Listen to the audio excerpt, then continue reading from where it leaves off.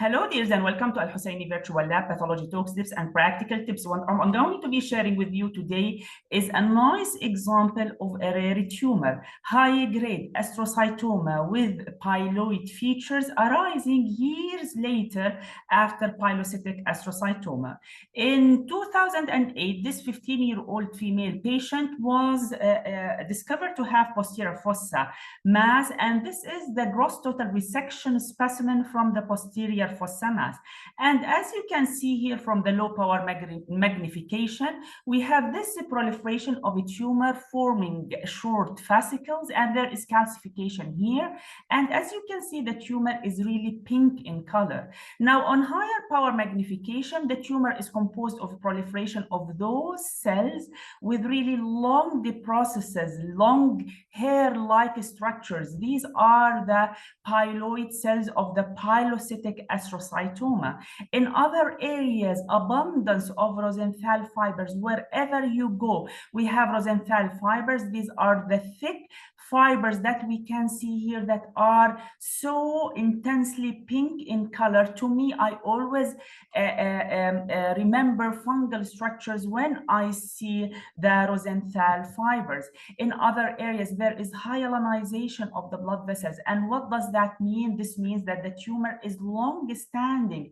It has been there for some time, for a while, meaning that this is a low-grade, in support of a low-grade nature of the tumor. And again, here more of Rosenthal fibers wherever we go.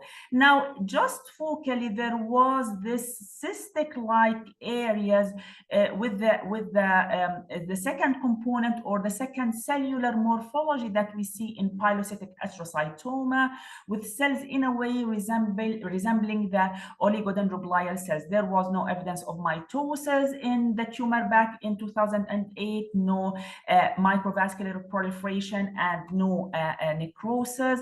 And at that time, the tumor was called pilocytic astrocytoma, CNS WHO grade 1. Now, the patient went on with uneventful course of the disease until sometime early on in this year, 2004. She's now 32-year-old female patient who suffered from what appeared to be recurrence of the tumor in the posterior fossa. And this is one area of the recurrent tumor. And as you can see here, a great resemblance to the tumor that was originally resected in 2008, with the cells having this oval-shaped nuclei and abundance of the eosinophilic cytoplasm, or the piloid appearance to the tumor cells. However, we've started to see more and more of pleomorphic nuclei scattered here and there within the tumor.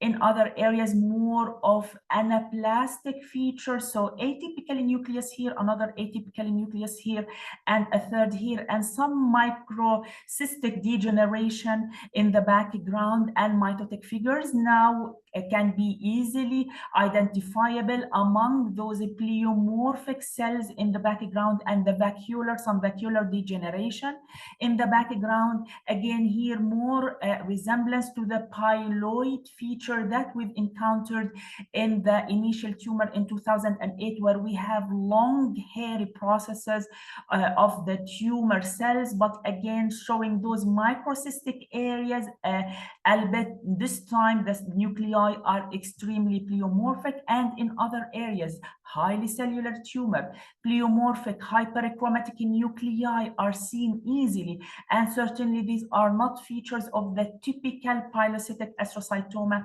that we encounter. There were areas with microvascular proliferation as well as areas of necrosis. So if we put all of these features together, the diagnosis would be very suggestive of high-grade astrocytoma with piloid features. However, remember that this tumor can only be confidently diagnosed using methylation profiling. So what we did actually, that we went back to the tumor in 2008 and to the recurrent tumor in 2024, and we did methylation studies. And as you can see, this is the original diagnosis from the case in 2008, and the diagnosis was low-grade glioneuronal internal tumor that would be consistent with infratentorial pilocytic astrocytoma. And if you can see here, actually, it harbors the BRAF fusion with the KIAA 1549 BRAF fusion that would support the diagnosis. But other than that, the CNV or the copy number variation was almost flat. Now, into the methylation profiling of the tumor in 2024, the recurrent tumor. This is our diagnosis, high-grade glioma or astrocytoma with piloid features. And as you can see here, the diagnosis was actually confirmed with a calibrated score of 0.99, which means a confident diagnosis.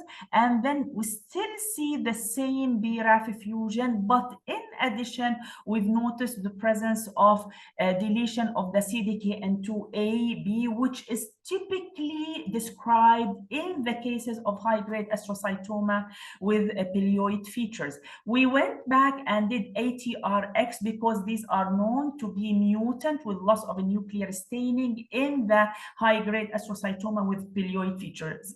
This is the tumor in 2008, and the tumor nuclei are positive, meaning there is retention of the stain, whereas the more recent tumor in 2024 shows loss of the nuclear staining in the presence of internal positive control, meaning that we have a mutation of the ATRX, another support into the diagnosis of high-grade astrocytoma with piloid features. So the final diagnosis in this case, actually very interesting case, is high-grade astrocytoma with the piloid features, probably arising from pre-existing pilocytic astrocytoma. Remember that this tumor can in a way be suggested in the diagnosis if there was history of a pre-existing tumor, a lower grade tumor, in particular pilocytic astrocytoma, as was the case that I'm sharing with you. Remember that there are some ancillary studies like the ATRX